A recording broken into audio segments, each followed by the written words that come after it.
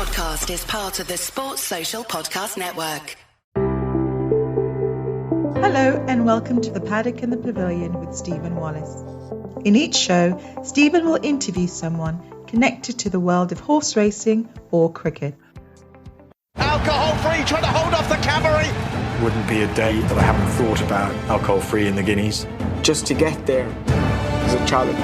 This is her chance to prove that she is the best of her generation.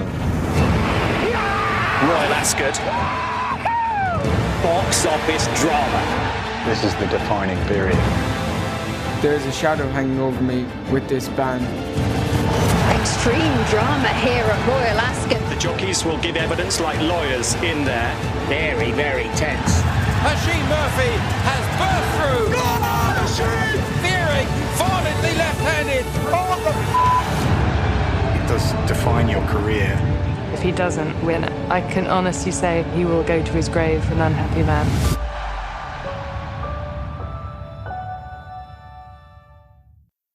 Hello everyone. That was a clip from Horsepower, Amazon's insightful and dramatic new 4-part series which follows top UK trainer Andrew Balding and his Parkhouse stables at Kingsclere over a 9-month period during 2020 and 2021. In part 1, you will hear from Dave James, the CEO and Creative Director of Equine Productions Limited and the co-director and co-producer of Horsepower. In part 2, 5 guests will join me and Sam Martin, the Rein It in Racing and Careers in Racing journalist, to give their thoughts on Horsepower. While in our final part, Dave James will give his reaction to our guests' opinions and answer a few more questions. Thanks for joining me on the Paddock and the Pavilion, Dave, to discuss Horsepower. Thank you. Thank you for having me.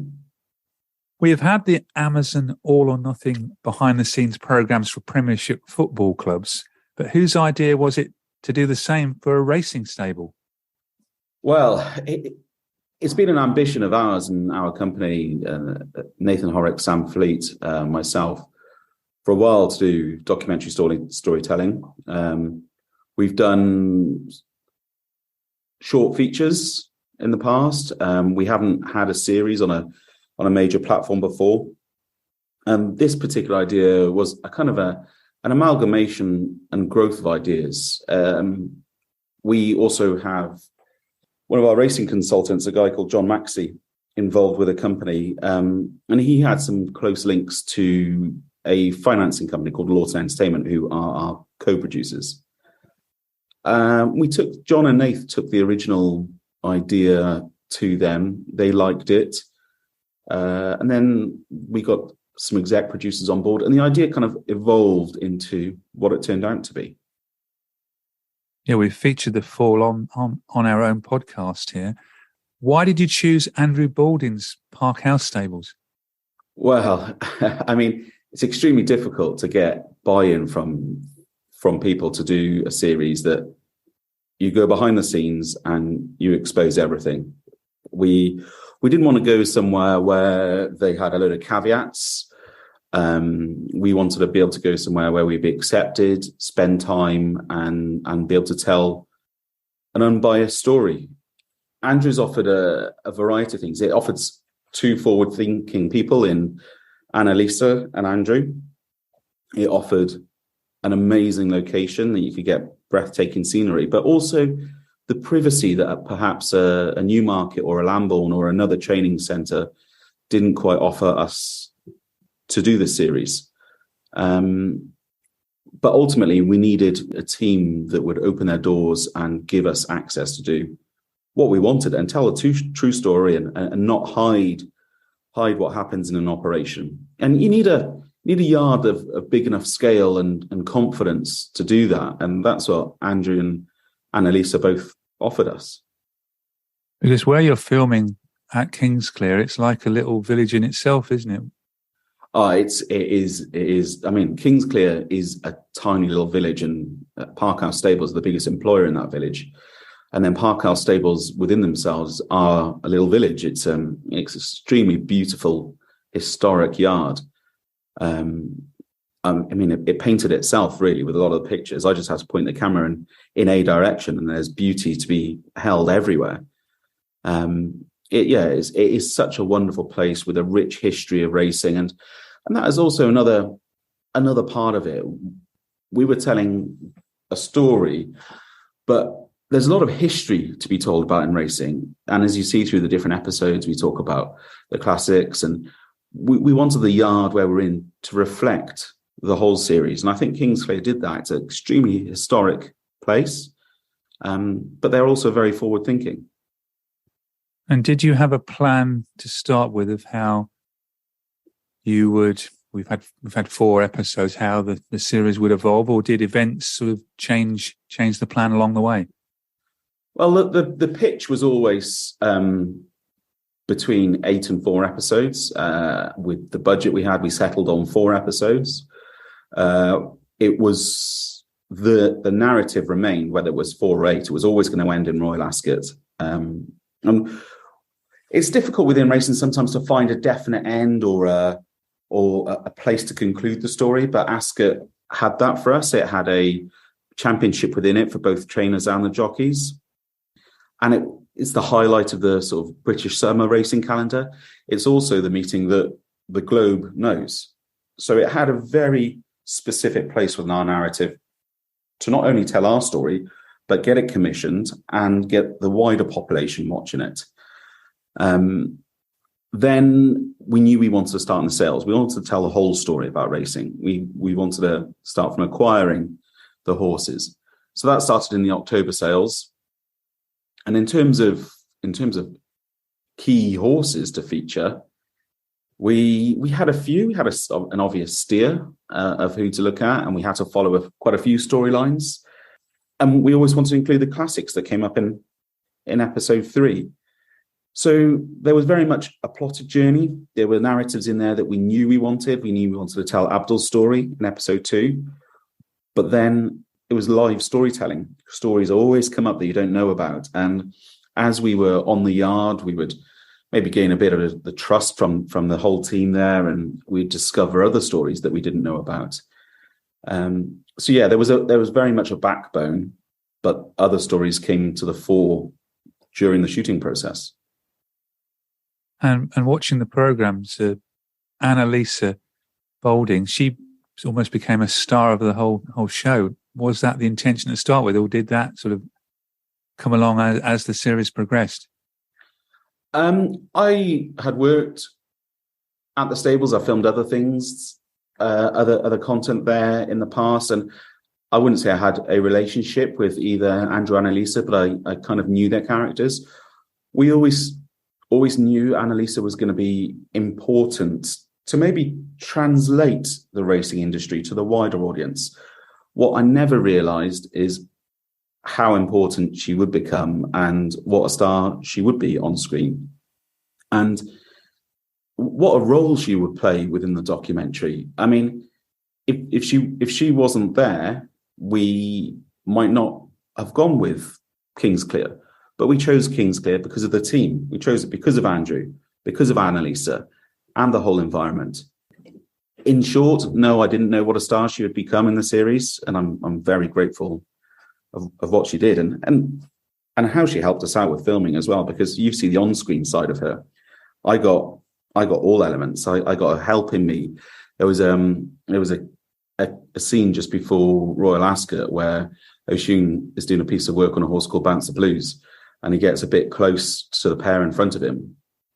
And I was focused on shooting the sequence. And sometimes when you've got your eye down the lens, you might miss a bit of detail that's happening behind you. And Annalisa was key to suggesting that I get the camera around on Andrew as quick as possible, because we're about to see who is a very calm, mild-mannered, cool character lose it. And it was credit to Annalisa. And then I guess the relationship that we have as a team to say, hey, Dave, point the camera that way. And with these types of documentaries, you're not dealing with actors, do they eventually forget they're actually on film? So, I mean, at first, when we were first there, everyone was very aware they were on film. But we were there for 9 months, and I soon became a part of the furniture. I soon became I just blended into it. And as a yard, they're used to having cameras come and go, productions come and go all the time.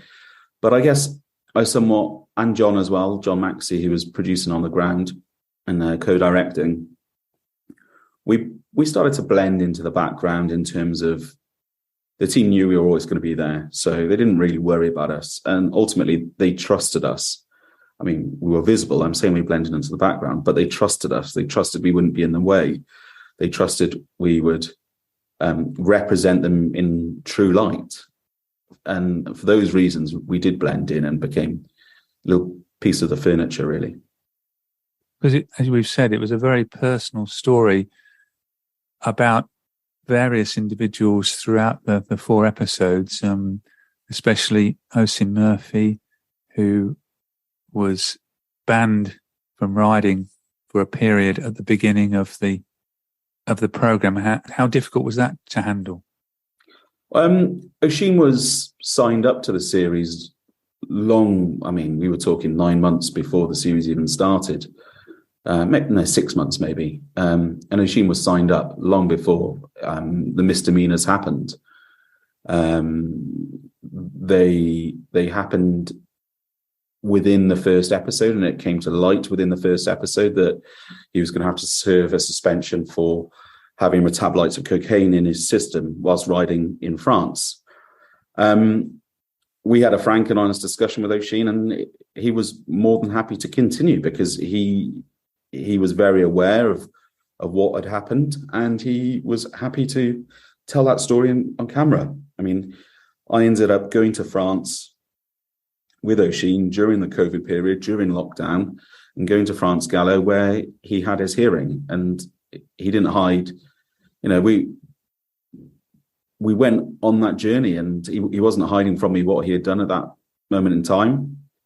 And he was very accepting of where he had put himself, and he had put himself in a situation that a sports star shouldn't be. Because we certainly saw the highs and lows with Oisin, because we also saw him being the leading jockey at Royal Ascot, winning on alcohol-free, Berkshire Shadow in the Coventry Stakes, alcohol-free in the Coronation Stakes. So we certainly saw the highs and lows, didn't we? Yeah, I mean, first and foremost, I'm a filmmaker with a massive passion for the racing industry. I'm not a racing commentator, but I think it's widely accepted that Oisin is one of the most gifted flat jockeys out there. He is an extremely talented individual in the saddle. And when you see him riding, he's very, very good at what he does. I was fortunate enough to see Oisin as a horseman as well. He's an extremely gifted horseman. The way he behaves around horses and the people in the yard, he's an extremely kind and sharing person. I learned a lot from him in the time that I spent with him, just being in the yard and around horses. He's an extremely talented individual. Yes, he's had some issues, and he's openly talked about his issues. He's talked about his addiction problems. He's talked about his problems with alcohol. And most recently, he was down at the Melbourne Cup. I think it was racing.com he was working with. I might stand corrected, but he did a very frank and open interview, including his most recent misdemeanors. And he is owning them. He's not running away from them. He is owning them. But I must say, I had nothing but a good time with him. And he is an excellent communicator. I mean, his videos he does on his phone going to the races, after the races, he is a great advert for the sport of horse racing. I mean, he was thrust into the spotlight at a very, very young age as the result of his talent. And I think in other sports, football, rugby, other motor racing, the star athletes are protected. They maybe have more intense media training. They have a huge PR team around them. They have a bubble of protection that jockeys don't. And I guess it's one of the charms of the sport that they are so accessible, that we can speak to them, we can get to them. And that was Oisin's gift to us whilst we were making. He was accessible. I could phone him up. I could say, look, can we do this? And I can't think of a time where he said, no, Dave, not now. I mean, there was a scene where he's in the bath in episode 1. He was chasing a championship, and he had what we now know is those other pressures in the background. He was losing weight in a bath because he couldn't go to the saunas to compete on a wet Wednesday on really low rated horses to desperately get the winners over the line before he flew off to the Breeders' Cup and left a few days that he couldn't defend his lead. He was stressed. He was so stressed during this time. But I was still there with a camera. And he was still saying, yeah, come in. Or when he was sweating in the bath, the reason I got that sequence, I just wanted to film the process. But he opened up and he just started talking. It was never intended. That sequence wasn't planned.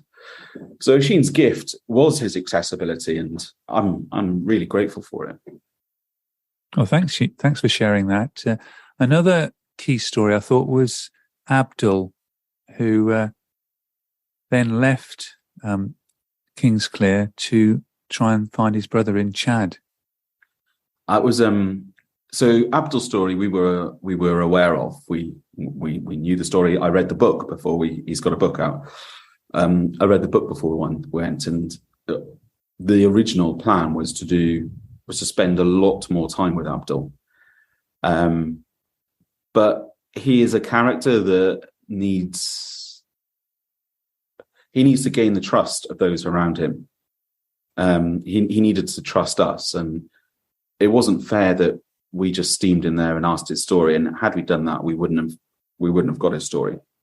We needed him to trust us. So for the first few months of the documentary, episode 1, we were, in the yard and we pointed a camera at him as we would with anyone, but we weren't focused on his story because we knew it was going to be in episode 2, and we also wanted it time relevant. We started filming his sequence, and day 1, we just thought we'd follow him and we wouldn't press him hard again, just to show him it's going to be a nice, easy time with us. And day 2 on camera, he tells us he's leaving to find his brother. So we lost what we thought was going to be the next month of filming with Abdul, because he was off to find his brother in Africa. And it completely changed the dynamic of the story that we had to tell with him, because we only had a few hours really with him to tell his story before he went to find his brother. It also meant we had that story. We had that story of him going to find his brother. So we had to adapt in situation and within the narrative to tell his story. And you also felt Annalisa's pain when he left as well. And again, I think by this time in the filming process, we'd hopefully gained the trust of the yard implicitly, and both Annalisa and Andrew and everyone around us were very giving with their emotions. And it's difficult. I mean, she said it all on screen, and I'd only be repeating, but she invested a lot in him emotionally and looked after him. And yeah, I think it was difficult to see him go. There must have been some challenges with filming, because this was during COVID times. How difficult was that?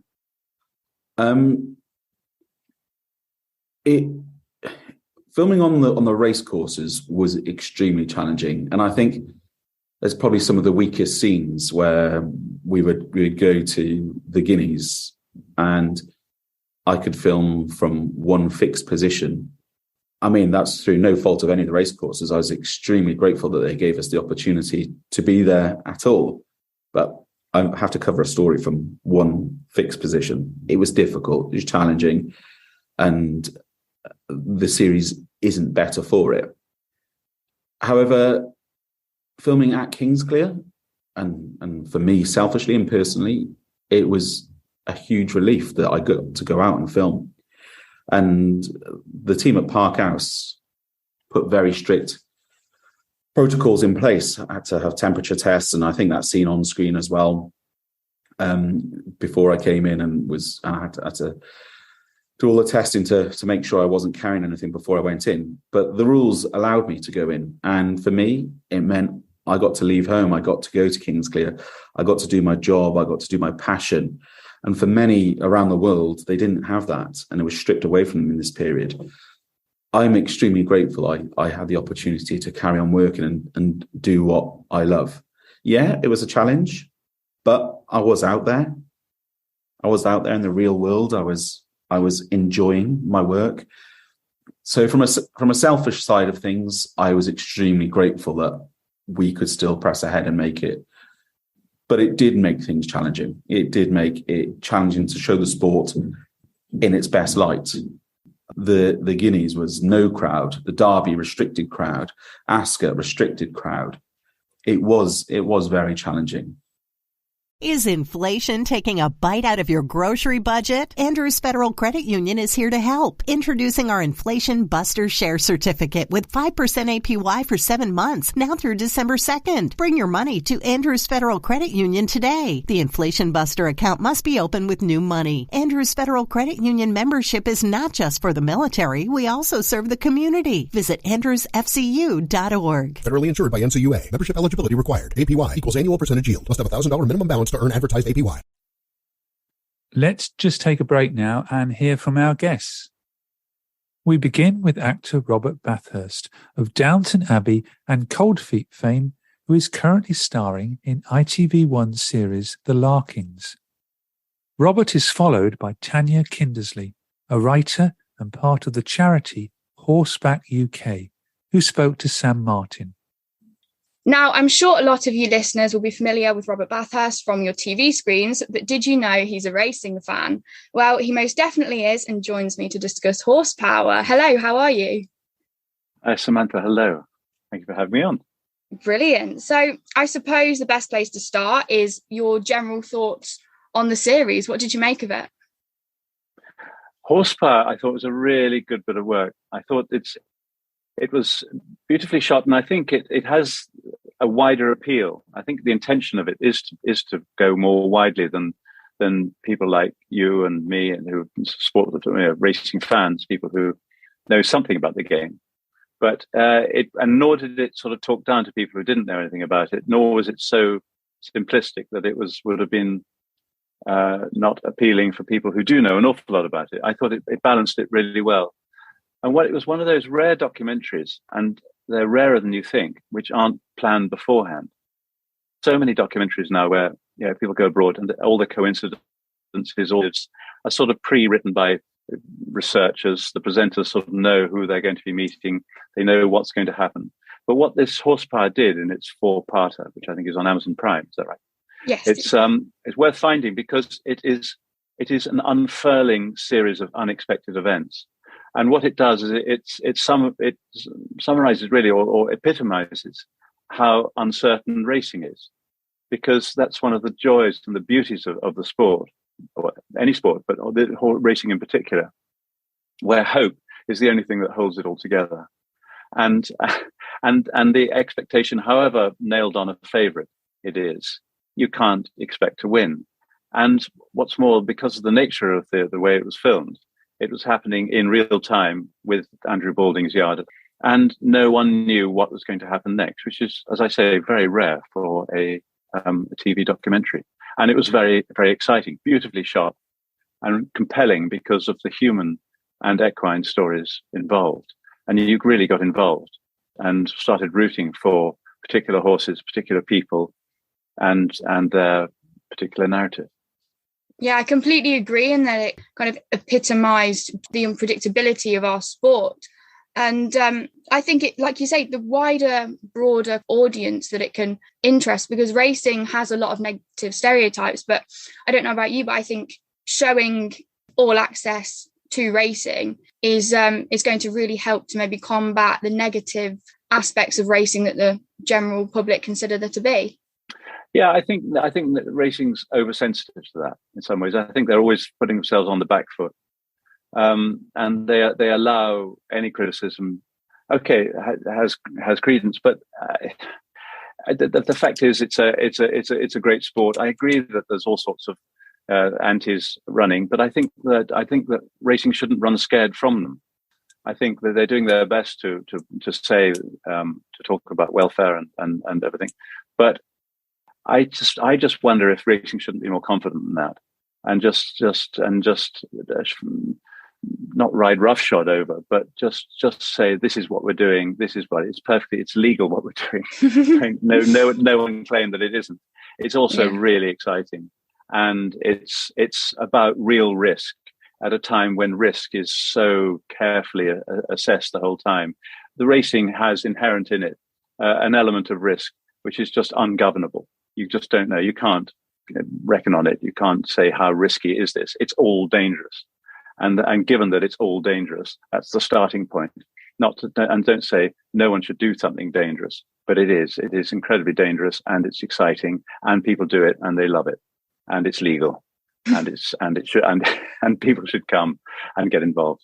Yeah, like you say, the human stories, I think, was what kind of set apart this documentary, because we can all see on the TV the races themselves, but I think it was good to show the side of the sport with the grooms that all showed their love for the animals, and just kind of put padding to footage we see on the TV, if you know what I mean. I think, actually, I'm not particularly horsey, but one does hear, and of course I've been around enough horses to know, but the different characteristics of each horse. And people think that they're all brown, they all look the same, but they're all different as individuals are different. And they all have their own quirks, they all have their own needs. And so I love the fact that the grooms appreciated that, and they got really attached to them as being sentient beings who responded to what they did, responded to how those horses were feeling, responded to how the individuals were feeling, and the attention that's given to them. It's a business. They're after finding the fastest and the strongest horses they can, but the actual the people working in and amongst them, there was a sort of magical quality to it, which actually they managed to get across. I would have thought that people working on it wouldn't say there's anything magical about what they do, but it was deeply ingrained in their attachment to these horses, and that was really wonderful to see. So you've worked with Nathan Horrocks on a project before. That was The Fall, which you co-directed too. How much research did you kind of put into the role of the trainer that you played? Obviously, it was only a short film, but did it make you kind of relate a little bit to Andrew whilst you were watching the series? Oh, that's interesting. I did the trainer on the phone, and yes, well, my research came from hours and hours of watching racing on telly and listening to people in the paddock, because the subtext of anything that a trainer says after a race is, it wasn't my fault, don't take them out of my yard. Yeah. And so that's really, and they have lots of different ways of saying precisely that. So yes, the Fall was a really good film, interesting project that Nathan brought to me to play the trainer. And then I read the script, and then we discussed the script, and I collaborated on the script, and also he hadn't directed actors before. So I did that, and we were on the set together, and it was a really enjoyable collaboration. I think the film came out, short film, 20 minutes, about the pressure on jockeys. But as when we were filming it in Lambeth, I was sitting in a pub next to a trainer, and he said, "What are you doing?" And I said, I'm doing this film with Nathan. It's about the pressure on jockeys." He said, "What about the pressure on trainers?" He said, which was absolute fair point. And he said it with such venom and feeling that I thought, well, that's maybe our next film. But it's yes, the pressure on trainers is huge. And Andrew, it really shows. I think that what's so clever about Horsepower is that they filmed it in a really subtle way. I don't know quite how they did it. They did it, I suppose, with familiarity, just being around the whole time, and it meant that they could hold the camera, and people could behave completely naturally. And so you did see this mounting tension towards Royal Ascot, and you saw how the yard was so focused towards that meeting in particular, but also to see Andrew choosing which races to go into, dealing with the owners, that game that he plays with owners and everybody involved, and also coping with the human stories that arise within the yard, and those were brilliantly dealt with, I thought, in Horsepower. all sorts of things were happening to the yard, which were there for filming. Nobody stopped them filming when things got a little bit, you'd have thought, a little bit awkward. And they allowed the film to run, and it showed life in the yard and all the dilemmas and anxieties that arise. I thought it was superbly done. What impact do you think programmes like Horsepower and like The Fall can have? Well, I think that it can have it if people watch it, and it's just important that people do watch it. And I think that racing has allowed itself to become sort of a less popular sport than so many others. I think that it could be seen. I think it could be seen in schools in conjunction with yard visits. I think that people. The trouble is, people live in urban surroundings. They don't often come across horses. There's a brilliant organisation called the Ebony Horse Club in Brixton, where people are in touch with horses. In the old days, in town, there were totters, rag and bone people. They were there were horses everywhere. Everybody knew the smell of a horse. They might see them at football matches, but you very rarely see horses in cities. And so people are out of touch with the whole notion of this whole side of life amongst horses. And so as a result, people aren't in tune with equine sport in the same way as people were in the old days, when there were horses in the street and there was a bookies runner at the end of every street. And everybody was had an idea of who's going to win the Gold Cup or who's going to win the National. So it was much more part of everybody's life. And now it isn't. And I think there's a way, I think racing could, who am I to say, but I think racing could bring people into yards and open it up and actually have people experience racing in the sort of city, the grounds closer to it. And the schools could get involved. But of course, there's no doubt some ideological objection within certain schools, maybe. But I'm sure there are enlightened head teachers who would welcome the chance for people to visit and be among horses. And I think that I'm not horsey, but my members of my family were, and I used to love just hanging around the stables, and I just loved being around. And so I suspect I was drawn to the racing game partly when, and this is way before, this is a long time ago because I'm very old, when colour television came in and you could see the jockey silks for the first time. I remember being 10 when that happened. And that was so exciting. I used to love the spectacle. And the more people appreciate the spectacle of it, the excitement of it, and then get to know the stories and the people and the horses, and then more and more people can get drawn to it. And I do think that a film like Horsepower can help in that way. I agree. I've seen kind of the joy it and horses can bring young people, and I think the Horsepower documentary could be very important for kind of bringing in the younger generation into the sport. Well, thank you very much for joining us. It's been a pleasure to talk to you. And you, Samantha. Thank you. Hello, Tania. Thank you so much for joining us to talk about Horsepower. What did you make of the series? I absolutely loved it. And the reason I can tell you without any shadow of doubt I loved it is that within the first episode, the first half an hour of the first episode, I think I'd cried 3 times. Oh, amazing. Yeah. And then it just got more emotional. So by the end, it was just me and a box of Kleenex and an inability to form a coherent sentence. And I was thinking about why that was and why that means it's a good program. And for me, it's the thing that's missing from racing as it's presented overall, which is the human stories, the human emotions, the hopes, the dreams, the fears, the love, the dread, the joy. It was all in there. And it wasn't just extraordinary human stories. It was how those human stories connected with the horses. I mean, I just have to see a horse flying up the gallops with a bit of mist and I start crying. But but this was really proper, profound, sometimes quite shocking human emotion. And it's what we don't see. It's that behind the scenes look, all the stories that aren't told, not because it's anyone's fault, but just there probably isn't enough time. between the races. I saw Willie Mullins is complaining there's too long between races, but for me, there's not long enough because I want all those stories every Saturday.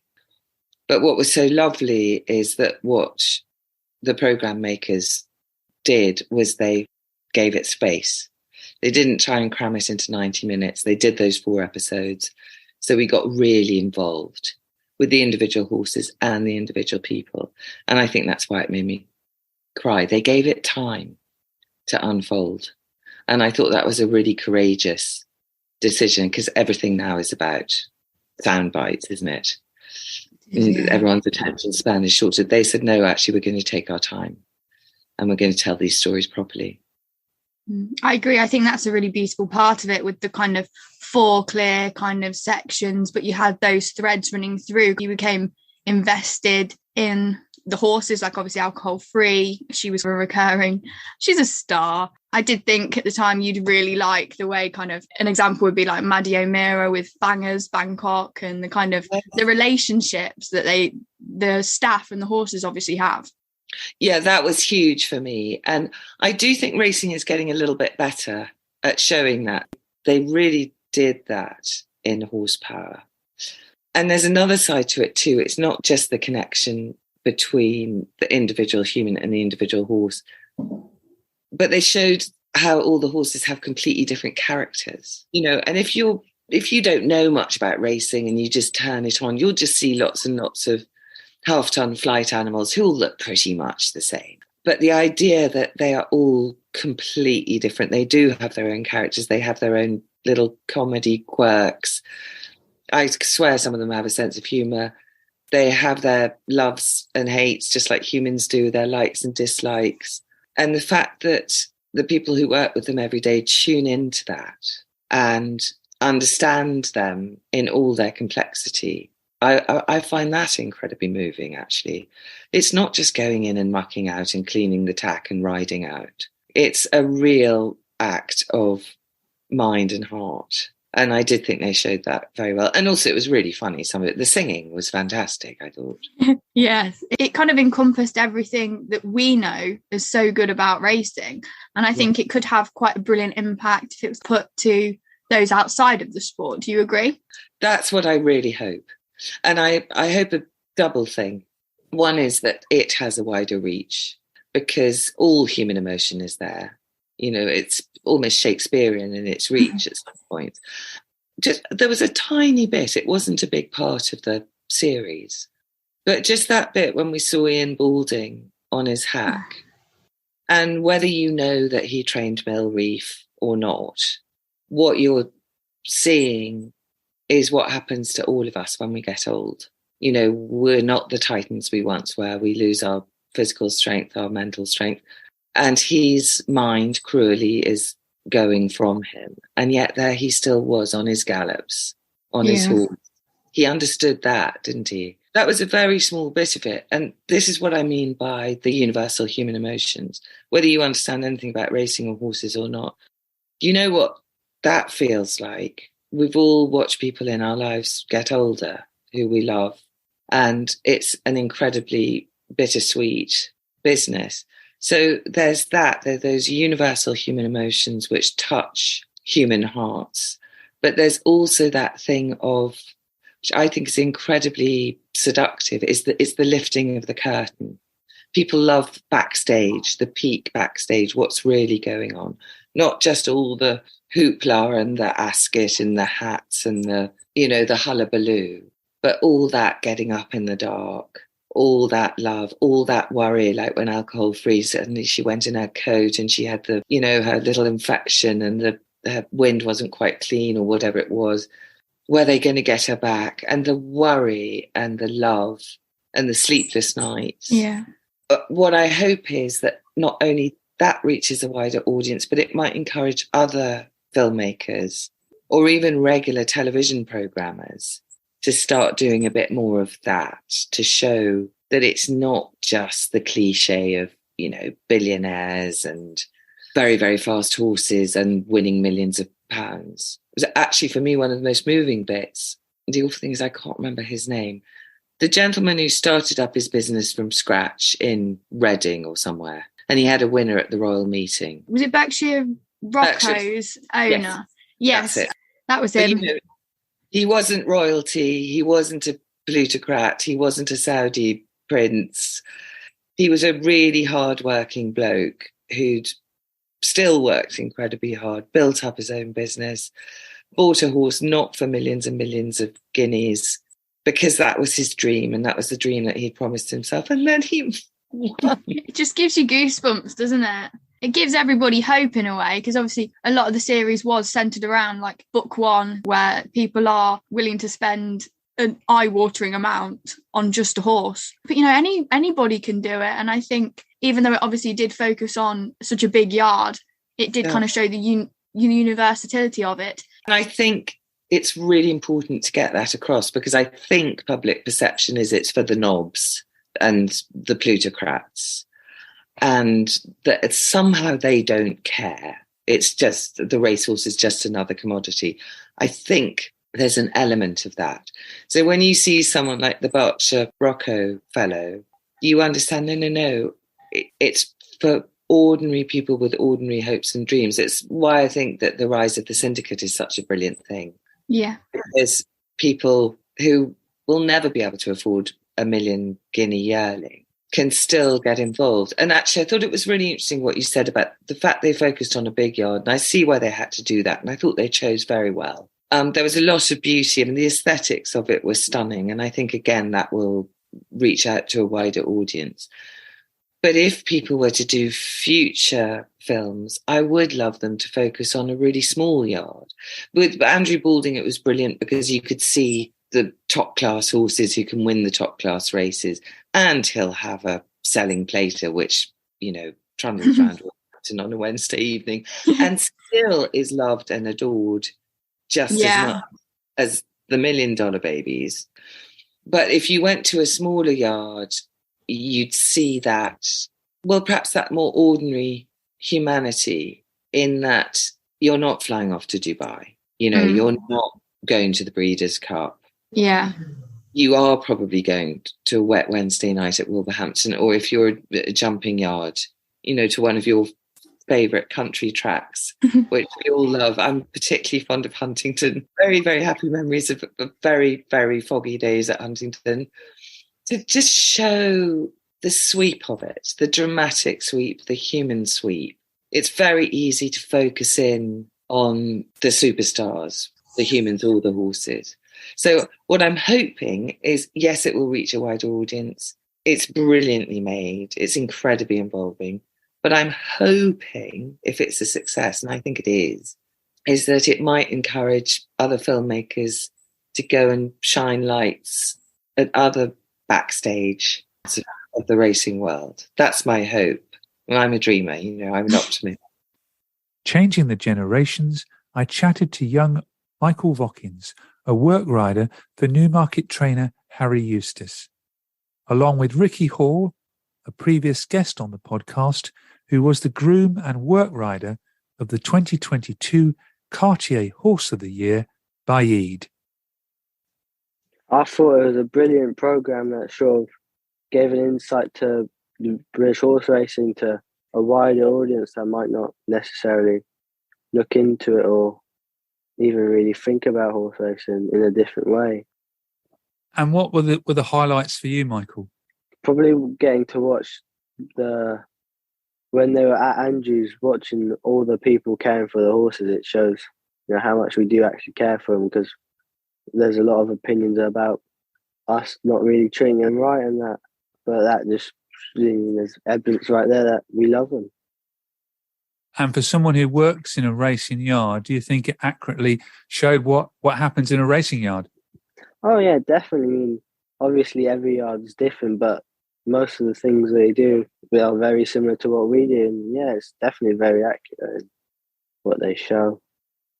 And did it show the pressure that the trainers and the jockeys are on when they're building up, particularly like in this particular series, when they were building up to meetings like Royal Ascot? Oh yeah, definitely. I mean, even when we have a runner coming up in one of the bigger meetings, you know, you can feel like the pressure around the yard, like to focus in and hope that we can get the horse there in the best shape it can be to hopefully run as well as it can. And as a young person involved in racing, you're 17, how do you think the racing industry can get more younger people interested in going to the races? Well, I suppose the easiest way is to go to the schools and get them. At Newmarket, definitely they had people coming in from racing to school, I believe they're called. But that's easy for them because, we're only down the road from some of their headquarters, I suppose. But it's especially more out in the bigger cities. You can get, them going away, trips to the race courses, yards even, just getting more people to see it and get involved, hopefully. Do you think a program like this could be shown at schools and colleges? Yeah, definitely. Some people might find it really interesting and want to find out more about it, and that could lead one thing to another, and you never know, might have the next champion jockey in there. And have you had friends yourself who are not into horse racing that have watched the series? Yeah, I have had a few, and they've all loved it.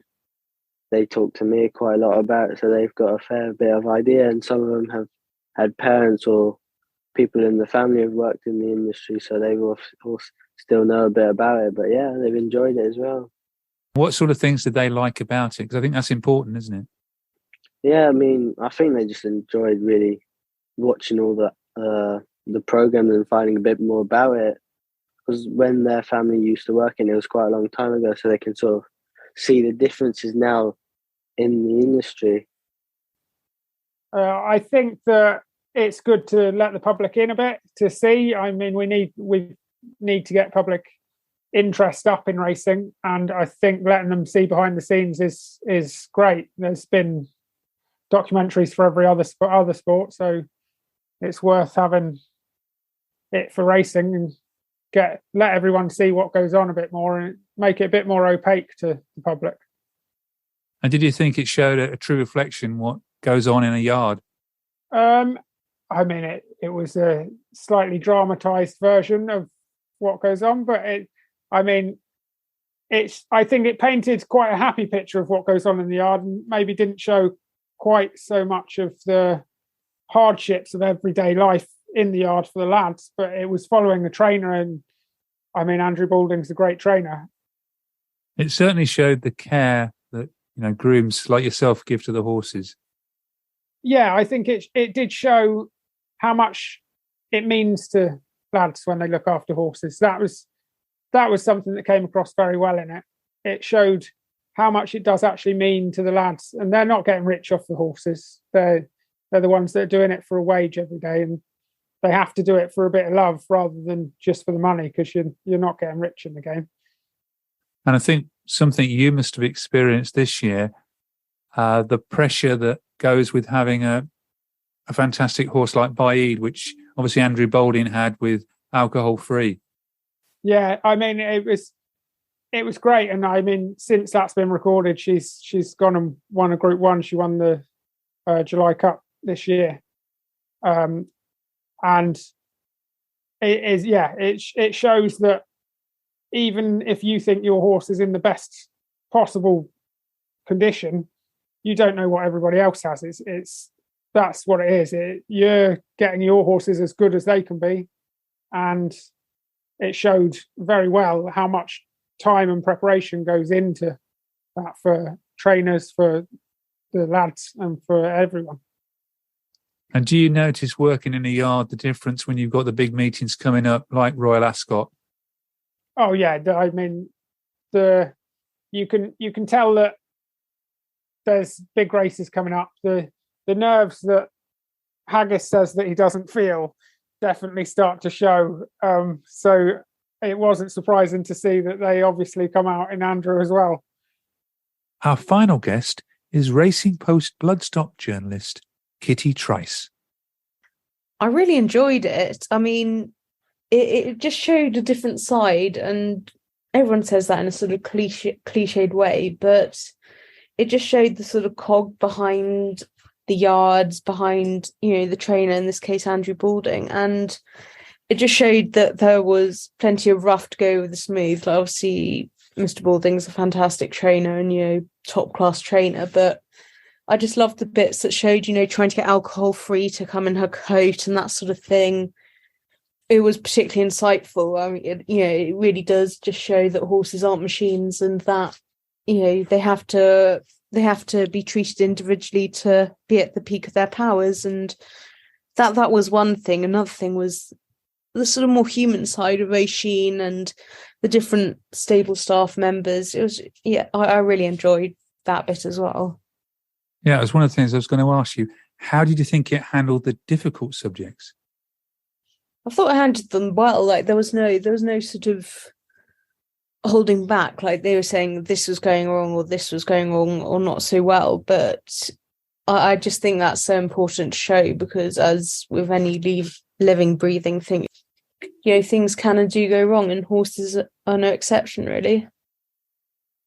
And for the wider racing public, not the racing fan, how do you think it was delivered to them? I think it was explained quite well, in sort of not patronisingly, but it did show it, I think, in a clear-cut way to, the less horsey people. Like my dad, he's horsey, well, in terms of the fact that he's watched all four of his children ride, but he didn't come from a horsey background, but he understood and sort of watched it and enjoyed it. And I think it's quite accessible in that regard, which is really good. If, it's good again, I would say, and like to think it's good at sort of attracting new people into the sport, because it's just so easy to watch. Yeah, because I think that's very important, that it's not just the racing fan, but it's opening up the sort of racing bubble to a wider public. Definitely. You want, when you're trying to get people into racing, into this thing, I mean, there's quite a few sort of words, and that's the thing which might appear quite sort of confusing to outside people, but I think if you explain it quite well, like this program has done, it's been beautifully produced, beautifully made, then I just think, the more of this, the better. We want to attract new people into the game. We want new people to love horses and love the sport. So I think this is a really good way to do it. I hope there's another series. That's certainly a question I hope to ask one of the co-directors and producers. But if there was one question you could ask a producer or director of Horsepower, what would it be? Oh, that's a difficult one. I'd like to ask them something like, what was the easiest bit of filming it and what was the most difficult bit? I mean, I can't imagine getting up at all sorts of hours, during the day, and sort of sometimes night could have been easy, but that's a reflection of what the stable staff, the trainer and everyone involved goes through. So it's mirroring life, isn't it?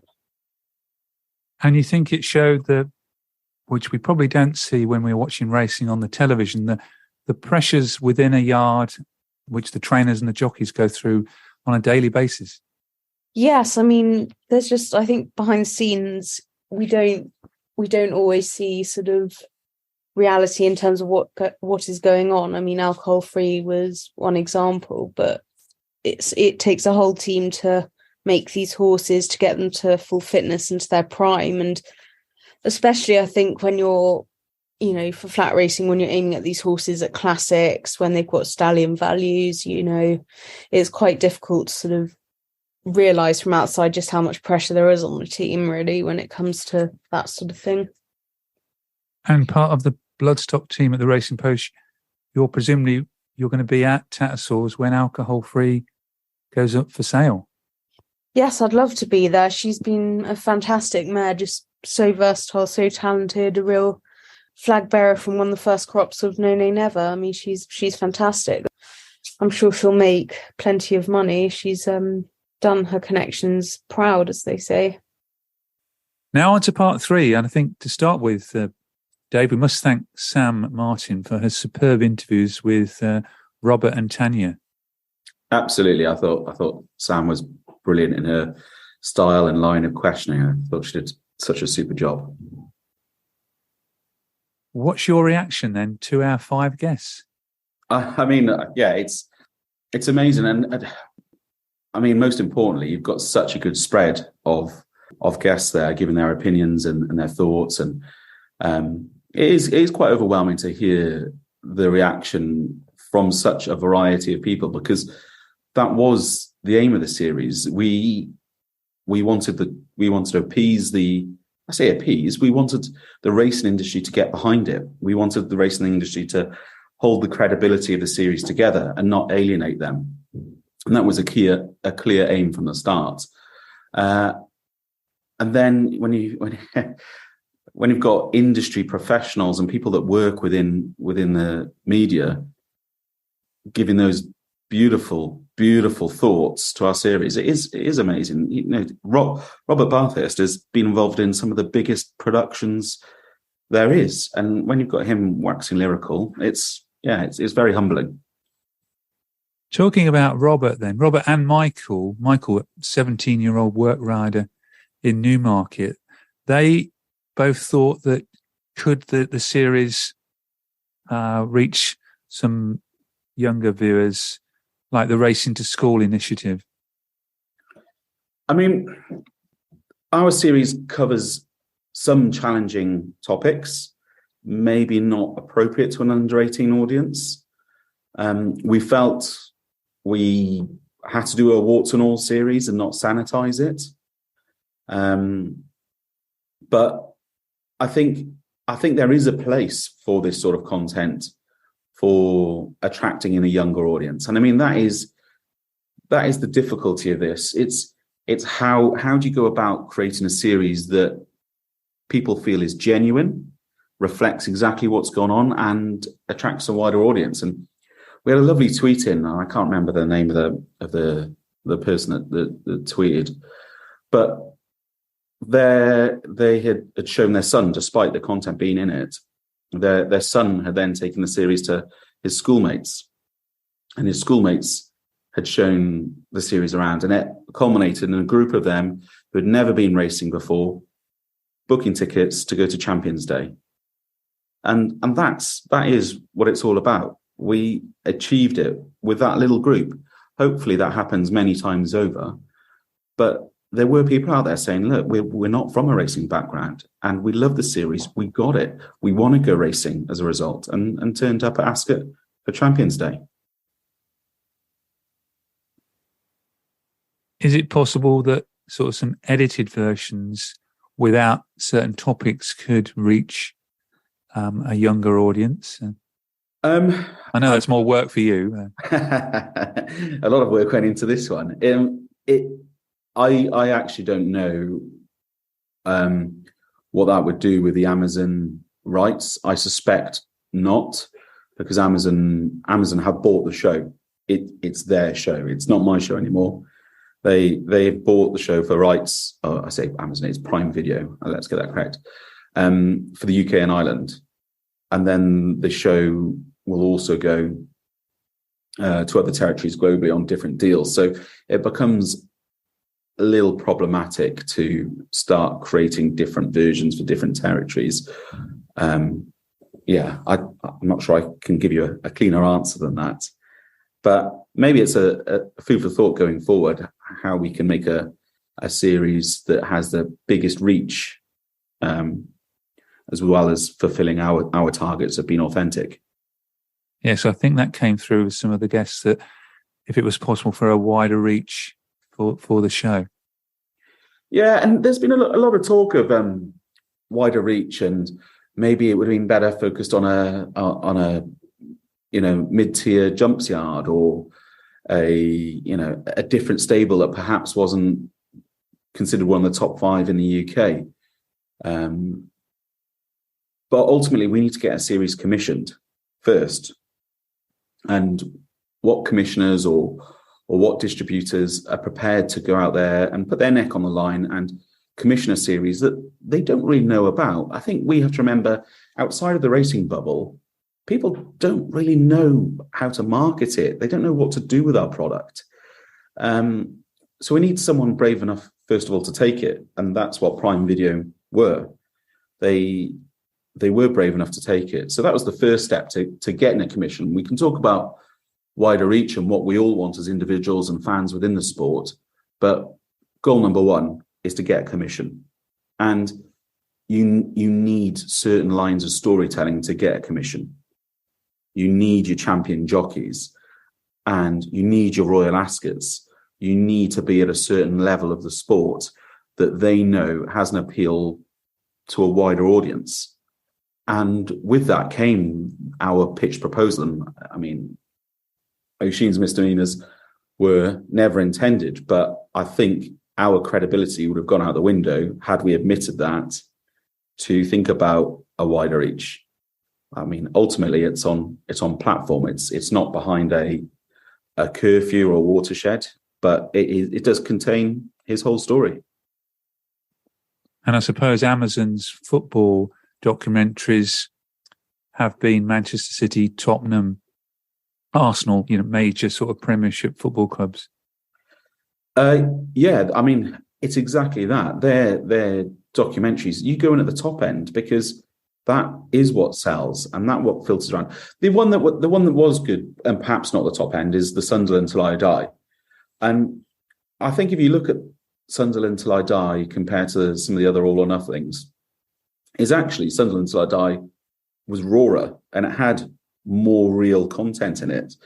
I think some of the bigger shows that they put out have given you great access at times, but let's remember it has been sanitized as well. You don't really get the warts and all. And I think that's one thing I'm really proud of within our series. There is no sanitization. We had the warts and all. We had the low moments, the high moments. We had the tears. We had the frustration. And we offered up a product that was very real. It was warts and all. Yeah, and you were hearing directly from the people involved, especially with Oisin, with his situation, whereas certainly in the Arsenal All or Nothing series, you were hearing it from one side of the story, not the other side of the story. Yeah, exactly. And we had a variety of characters. We were there. They spoke openly and candidly. We had people talking about each other in the series. We had news reports coming in, and Andrew and Annalisa as well. They were completely open. Nigel Walker, Andrew's assistant at the time, was completely open. One of my favourite filming days of them all was our little fishing trip that I think caused some amount of amusement to both Andrew and Annalisa. They knew he went off on his little fishing trips, but it was his little thing. He opened himself up and told us his thoughts. We were in his space. And I don't think with the All or Nothings, we actually get inside the characters. We hear what's going on behind the scenes. I think we managed to get inside the characters. I certainly agree there. Also from Ricky and Michael, who both work in yards in Newmarket, they commented how authentic the series was and agreed with the pressures that the trainers go through during meetings like Royal Ascot.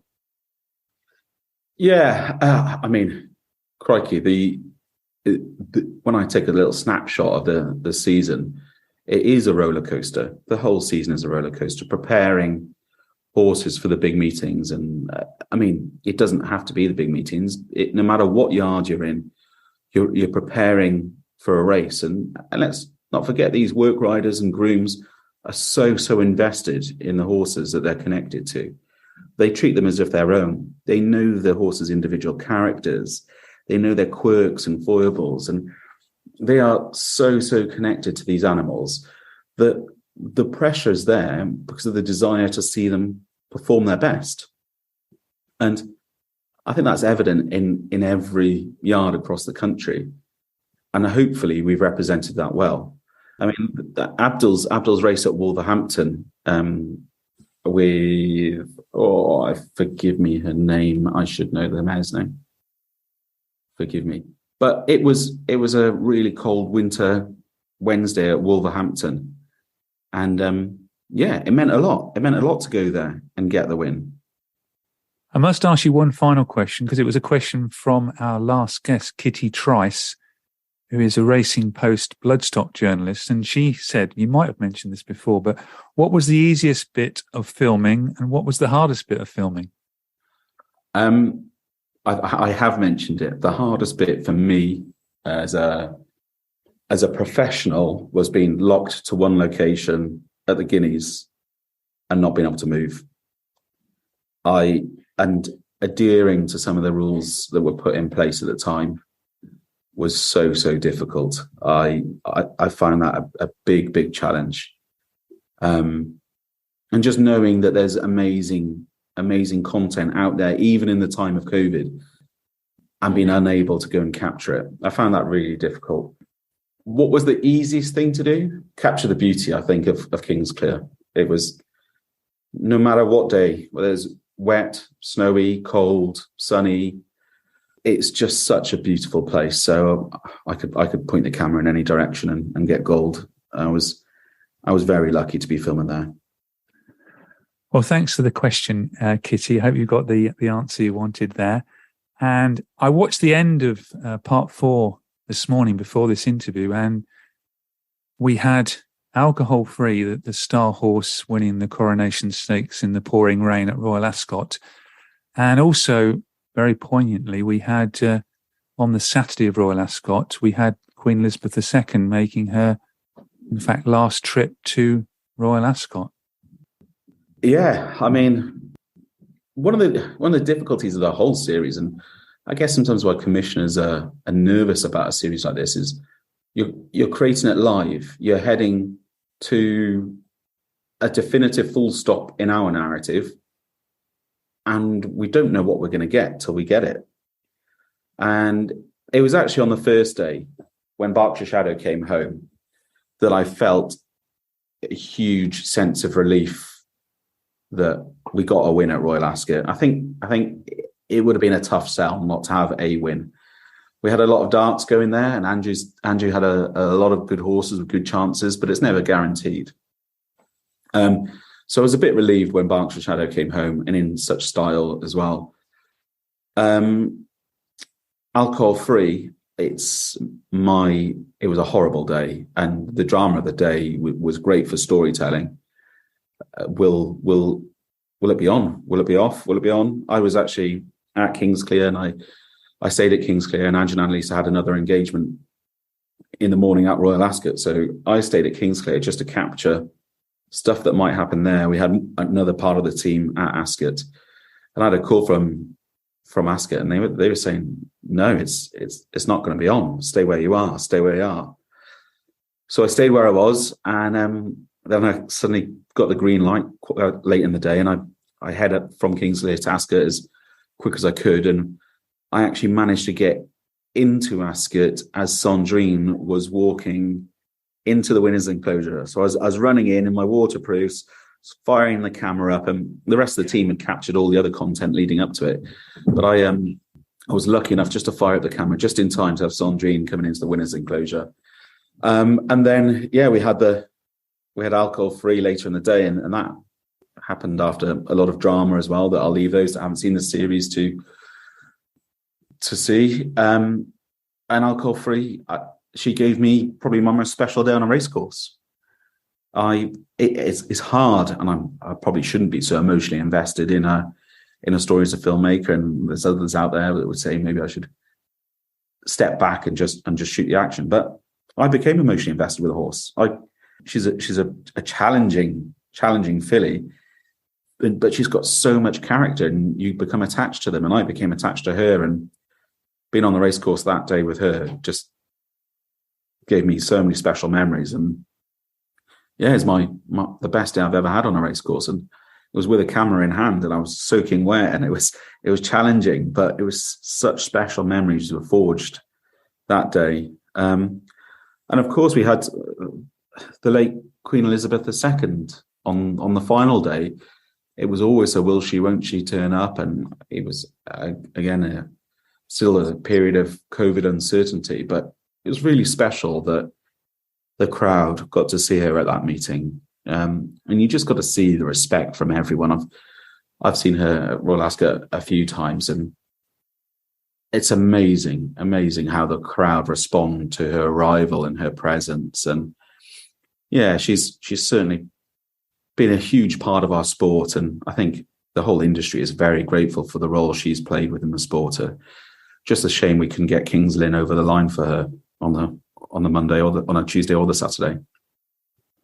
I say that like part of training, but that's how invested I became. I had nothing to do with Kingsclere's training, but yeah, I was invested. And alcohol-free this season went on to win the July Cup, and on Tuesday, the 29th of November, she's up for sale at the, they call it the December Mare Sale at Tattersalls in Newmarket. Will you be there filming then? I'm supposed to be there filming. I've actually got an engagement with another client. There's a couple of other projects that are dancing around, and I have to plot what I'm doing next week very shortly. But I'm going to do everything I can to be there and see her go through the ring. It's mixed emotions because, she's such a wonderful, wonderful horse. I hope she ends up at a great home and goes on to produce some great racehorses. Well, she was certainly a very successful racehorse, winning over, say, 6 furlongs and a mile at Group 1 level. Yeah, she's special, and I mean, it's funny. No horses are alike, and you could see her in the yard. She was special. She was quirky. She in her box, she had her own space. She didn't really like people invading that space. There'd be a time where I thought I had a connection with her and I could walk in and pat her, and then you come the next day and nope, doesn't want to know you. She liked going up the gallops on her own first. She had such character. And I mean, it's testament to the team that worked with her at that time and still do. You had Cassia Cooper, that was her rider at the time, and I know Oisin's relationship with her as well was special. And all those at Kingsclere, they bond so well with the horses, and the right riders are picked to go on the right ones. Yeah, she is special, and she'll hold a place in my heart. Well, you must be delighted with the end result. The Horsepower really captured the passion and thrill of horse racing. And I wanted to read out one of the quotes. This is from a member of the general public. Incredible series. Well done to all involved. If you haven't watched it yet, why not? I hope Horsepower comes back for another series. Is that possible? We're working really hard to bring another series. The truth is it needs funding. It needs financing. It was shot over 9 months. It had a high-end production value. We wouldn't want to do anything that devalues what we have done or devalues the sport. So we've got a responsibility to the product to keep it as high-end as it can be. But yeah, we're working hard to bring a Series 2. Time dictates what a Series 2 will look like, what it will be.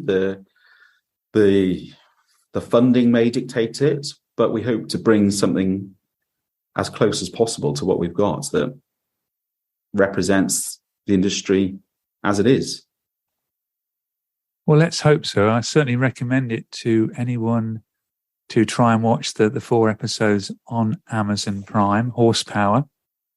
A few thank yous. I must thank Nathan Horrocks, another person who's been on this podcast, the visual director of Equine Productions, and John Maxey, also, who put me in touch with yourself. And of course, final thank you to Sam Martin for her interviews with Robert Bathurst and Tania Kindersley. I've got a couple of quick thank yous as well. I just, first and foremost, like to thank all those at Kingsclere, Parkhouse Stables. Without Andrew and Annalisa and the team there, none of this would have been possible. Huge thank yous as well to the industry that bought in and gave us access to all the locations that we needed in often troubling times.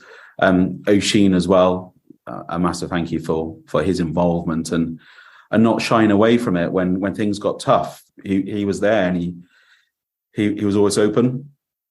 And the rest of the co-production team. There's some amazing talent behind the scenes as well that don't get their names mentioned or the thank yous given. But our co-producers, again, without them, none of this would have been done. So that's all those at Lawson Entertainment. Well, a final thank you, of course, Dave, is to you for appearing here on the Paddock and the Pavilion. No, thanks for having me. It's been lovely. Thank you.